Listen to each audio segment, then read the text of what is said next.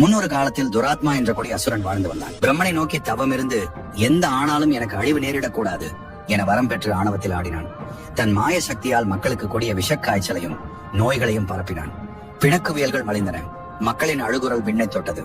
அப்போது அந்த ஊர் மக்கள் உடுக்கைகள் முழங்க சமயபுர தாயை காவலுக்கு அழைத்தனர்.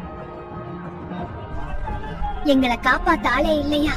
அம்மா சமயபுர தாயே. தன் பிள்ளைகளை காக்க அன்னை மாரியம்மன் போர்க்களம் புகுந்தாள். சமயபுரத்தாலே இன்றுடன் உன் கதை முடிந்தது என்று கூறி அசுரன் தனது நச்சு புகையை வெளியிட்டான். அசுரனின் நச்சு புகை அம்மனை சூழ்ந்தது. அந்த விஷய தாக்கத்தில் அம்மன் கழுத்தில் இருந்த பச்சை வேப்பிலை மாலை கருகி வாடி போனது. நிலைகுலைந்த அம்மனின் சிங்க வாகனம் பலமிழந்து கீழே விழுந்தது. சூலாயுதம் நழுவ அன்னை களைப்போடு தரைமண்ணில் சாய்ந்தாள். மறுமுனையில் அந்த ஊரில் உள்ள ஒரு குழந்தைக்கு வலிப்பு வந்தது. சமயபுர தாயே, உன் பிள்ளையை காப்பாத்துமா.